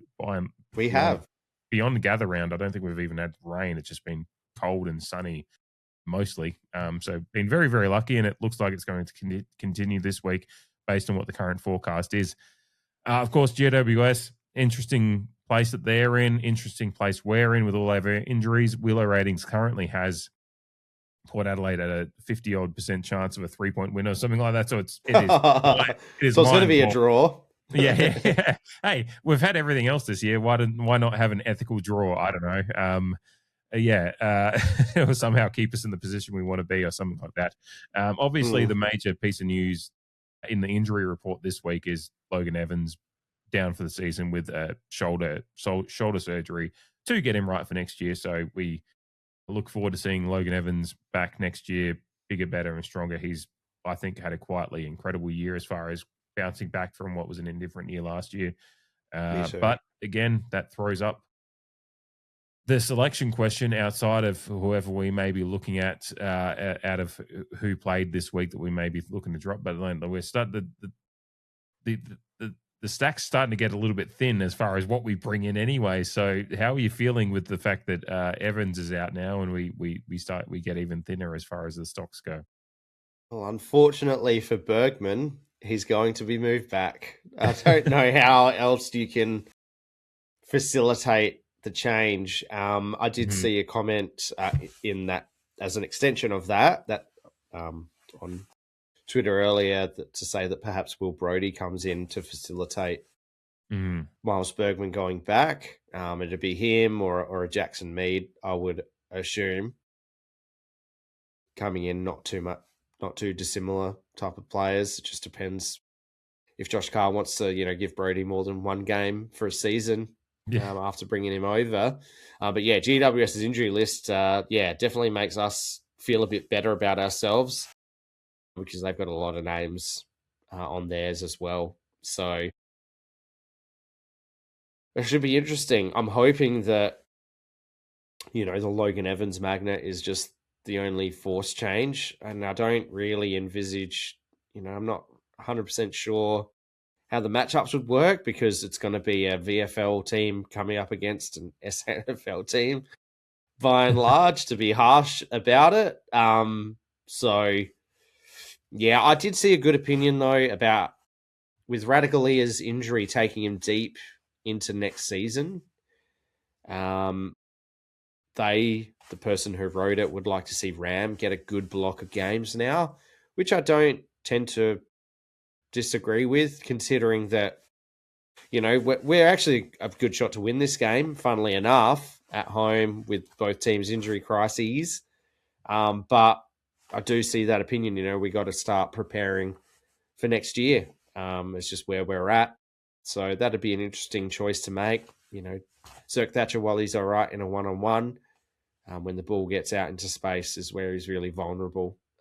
So that'll be interesting watch as well, but who knows? Who knows? Ram was in line for a recall against Freo until it was laid out because of illness and Ware came in for that one. So, he has actually been in line for a game, which was obviously partly a matchup-based decision. But, he's still right there in the thick of things for selection. So, it'd be an interesting one. And, it depends where Zerk Thatcher's at as far as how his body's holding up to a fair block of games in the rigors of AFL, and certainly playing against the two best teams in the competition, in my view, in the last couple of weeks. It's going to be some bruised bodies for some players that are already maybe struggling a little bit. So it will be an interesting one. Looking forward to it. It is our second to last home game of the year as well, for the men's side of things. So, and without knowing when our last home game of the year is, with that Melbourne game, with the fixture still to be announced, we're not sure if we're going to get another Saturday evening primetime game for beers. So I'm going to be enjoying a few and look forward to it. And get around it. Of course, we'll do the preview later in the week. But shout out if you're around and want a beer, because I'm going to be indulging because I have a rare full weekend off. And although we will get to the preview later in the week, should be brought up now that Dougie Cochran is likely to make his debut for the Magpies as well on Sunday. So it could be a very, very tasty weekend of home football, because it is Port Adelaide Power at home on Saturday evening, and then the Port Adelaide Magpies at home at Albert on Sunday, with the very, very exciting prospect of Dougie Cochran playing for the Magpies. So I'm looking to get to both myself. So we'll preview fully later in the week, but for now, thank you for listening. As always, calm the fucking pair. Calm the power. Catch you later.